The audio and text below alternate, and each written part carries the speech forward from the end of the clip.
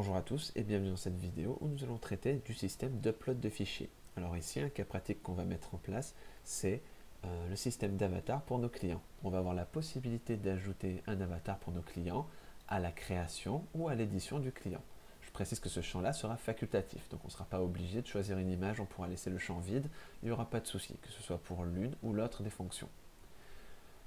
Donc, une première chose à faire, c'est se rendre dans notre fichier create.blade.php et de rajouter au niveau de notre balise form length type qui doit être de type multipart / form-data. D'accord? Puisqu'on va maintenant envoyer un fichier via notre formulaire, il est important de mettre ça en place, sinon ça ne marchera pas. Et on va faire la même chose pour notre formulaire d'édition. Voilà. Donc, ceci étant fait, on va venir dans notre includes form.blade.php et on va créer un form-group qui sera destiné à accueillir un input de type file. Donc ce qu'on va faire, c'est directement récupérer sur le Twitter Bootstrap le champ qui va bien. Voilà, donc c'est pas celui-là, voilà. Ça sera celui-ci. Voilà, ici. Et on va aussi en profiter pour récupérer l'invalid feedback, d'accord? Si on a un message d'erreur à mettre en place. Donc je copie, je colle. Donc ici, on va retirer le require, très important parce que justement, on ne sera pas obligé d'en mettre. On va mettre un name image, mais vous mettez le nom que vous voulez comme d'habitude. On va mettre choisir une image. Et on va faire attention ici à la classe. Si on a une erreur au niveau de l'image, on va vouloir ajouter la classe isInvalid.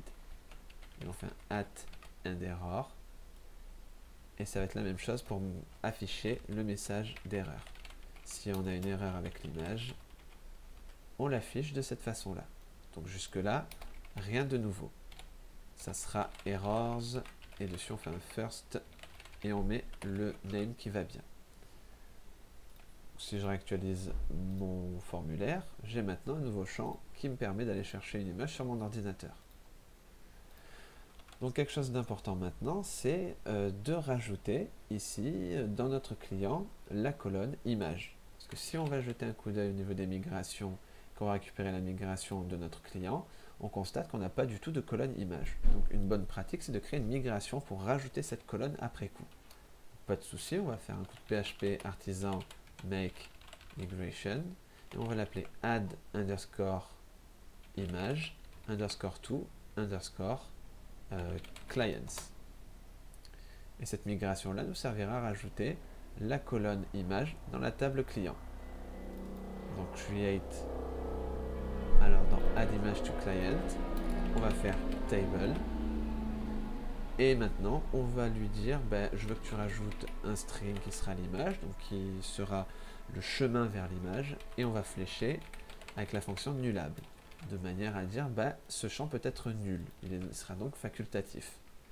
Pour mettre à jour maintenant ma table client, je fais php artisan migrate, et il va migrer mon fichier que je viens de créer. Parfait. Maintenant, ce qu'on va pouvoir faire, c'est vérifier quand même dans notre base de données SQLite, est-ce qu'on a bien le champ image dans client? Donc dans client, on a bien le champ image, c'est un varchar, donc tout va bien. On peut maintenant traiter sur le back-end.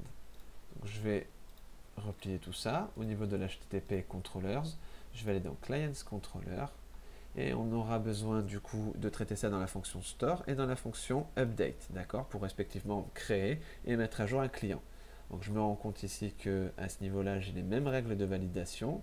Donc quelque chose de pratique pour économiser des lignes, ça serait de se créer une fonction qu'on appellerait validator, qui serait une fonction privée qu'on utiliserait juste au sein de cette classe et qui nous renverrait ce tableau-là. Donc je vais créer cette fonction validator en bas, private function validator. Ce qu'on va faire, c'est juste un return des règles de validation, de cette façon-là. Comme ça, je peux aller sur ma fonction update, hop, et juste faire ça. Ça nous permet d'économiser beaucoup de lignes. Donc c'est parfait. Maintenant, ce qu'on va chercher à faire, c'est ajouter une règle pour notre image. Pour l'instant, et pour tester les erreurs sur le front-end, on va mettre juste un require, d'accord? Je vais revenir dessus, je vais réactualiser, je vais ajouter le client, et je vois bien que j'ai mon message d'erreur. Donc, pour l'instant, tout fonctionne bien. Le souci, c'est que je ne peux pas laisser required. Moi, ce que j'aimerais faire, c'est que ce soit un required, et éventuellement, si j'ai mis un fichier ou pas, et ensuite, je vérifie si c'est bien une image, et on va mettre une valeur max de 5000, d'accord, pour avoir une taille raisonnable d'image. Donc ça, c'est possible avec une nouvelle règle Laravel qui s'appelle sometimes, et qui va aller vérifier si c'est bien une image et si elle fait bien un max de 5000, dans le cas où j'ai bien quelque chose. Dans le cas où j'ai rien envoyé au niveau de l'input, eh ben, il ne va pas vérifier, il ne va pas me lever d'erreur non plus. Donc ça, c'est plutôt sympa. Maintenant, l'idée, ça serait de se créer une fonction pour mettre en place pour aller stocker maintenant effectivement le fichier dans mon projet Laravel. Parce que pour l'instant, on a deux petits soucis. C'est que le premier, c'est que on ne stocke pas du tout l'image, on stocke juste ce qu'on pense être le chemin au niveau de la base de données, mais on va voir que ce n'est pas le cas en fait. En réalité, même si dans mon modèle client, j'ai mis un guarded à nul, il ne va pas automatiquement me mettre le chemin en base de données. Parce qu'il faut savoir que si je récupère ici le client et que je fais un dd de client image, c'est pas vraiment une chaîne de caractères qui va nous renvoyer, c'est plutôt une instance d'upload file. Ce que je vais faire, c'est créer un vrai client et lui mettre un avatar. J'ajoute le client et là j'ai une instance d'uploaded file, d'accord? Donc ça, on ne peut pas se permettre de le stocker en base de données, ça ne marcherait pas. Puis de toute façon, je crois que par défaut, il va choisir le pass. Et donc, c'est pas du tout le pass temporaire, donc c'est pas du tout ce qu'on veut. Ou celui-là, voilà, le pass name. Donc, ça ne marchera pas du tout. Donc, l'idée, ça serait ici de se dire, ce que je vais faire, c'est me créer encore une fois, toujours dans l'objectif de suivre les bonnes pratiques et de garder un contrôleur clean, une méthode privée qui sera store image, à laquelle je vais lui passer le client. Et je vais vérifier dans cette méthode, est-ce que dans ma requête j'ai bien une image? Et si c'est le cas, on va venir écraser en faisant un update de notre client, qu'on passe ici en argument, en mettant le bon nom de l'image, et on va en profiter pour stocker effectivement l'image dans le projet. On va faire ça, et on va également dupliquer ça au niveau de notre fonction update. Donc, la fonction store image n'existe pas, on va venir la créer.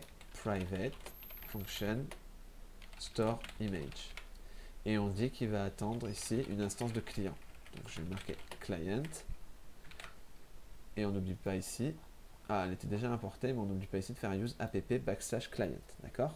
Donc on type int un peu tout ça, on va pas se gêner, et l'idée ici c'est de se dire si on remplit la condition, donc la condition c'est est-ce que dans la requête j'ai effectivement l'image.